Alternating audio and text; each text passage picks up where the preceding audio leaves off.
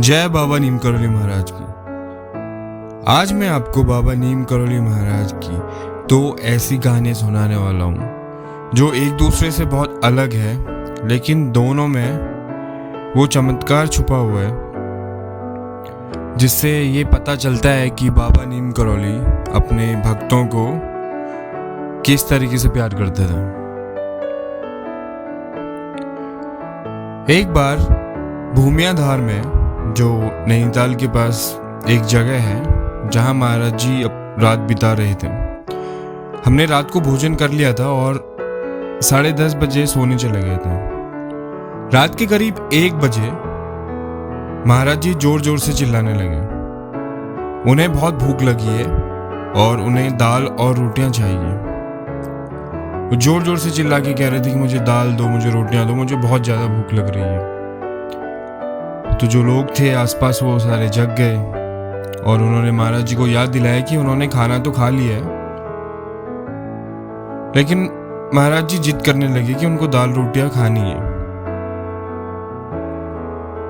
अब महाराज जी ऐसे बोल रहे हैं और जिद कर रहे हैं तो कोई भी कुछ समझ ही नहीं सकता। तो फिर वहाँ एक इंसान को जगाया गया और उनसे बोला कि आप आग जलाओ और खाना बनाओ। तो रात के 2 बजे खाना तैयार हो गया और महाराज जी बड़े चाव से वो खाना खाने लगे। उसके बाद सारे लोग सोने चले गए। अगली सुबह करीब 11 बजे एक चिट्ठी आई जिसमें लिखा था कि महाराज जी के एक बहुत पुराने भक्त की रात को 2 बजे मृत्यु हो गई थी। वो जगह जहां उनकी मृत्यु हुई थी वो लगभग 150 किलोमीटर दूर थी। और उसके बाद जब वो चिट्ठी महाराज जी को पढ़कर सुनाया गया तो उन्होंने कहा, देखो इसलिए मुझे दाल रोटी खानी थी। तो इससे जो वहाँ के लोग थे उनकी जिज्ञासा बढ़ गई, क्योंकि उन्हें कुछ भी समझ में नहीं आ रहा था। तो उन्होंने बाबा जी से पूछा कि क्या इसका मतलब है, तो उन्होंने कुछ बोला नहीं।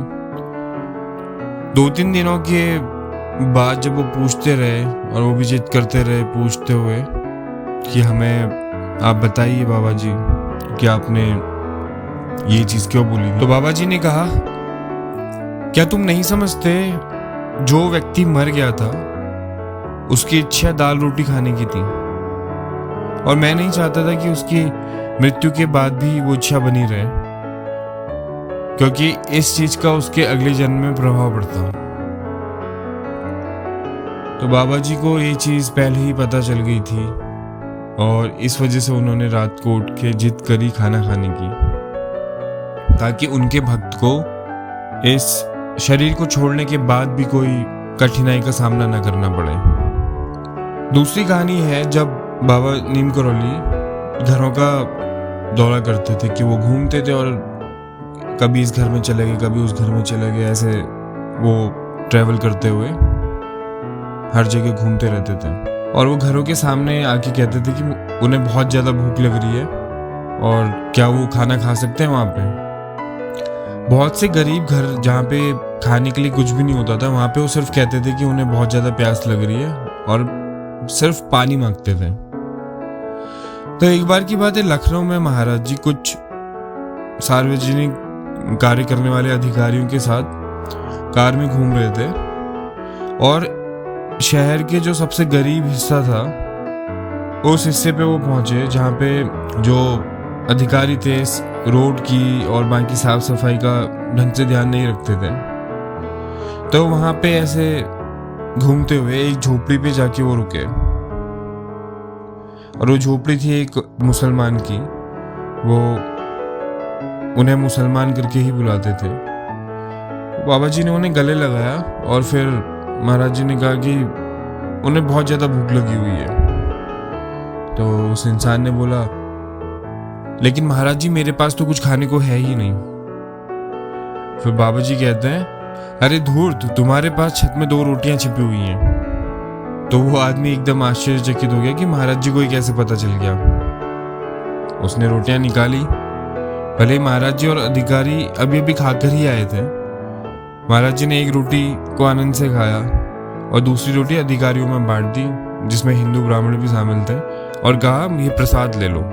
तो उनके लिए हर इंसान एक था। वो हर इंसान को उनकी प्रेम भावना और उनके व्यवहार के लिए जानते थे। वो सभी धर्मों और सभी लोगों को एक नज़र से ही देखते थे, क्योंकि उन्हें भी विश्वास था कि जो ऊपर एक शक्ति है वो सबके लिए एक है, हर इंसान के लिए एक है।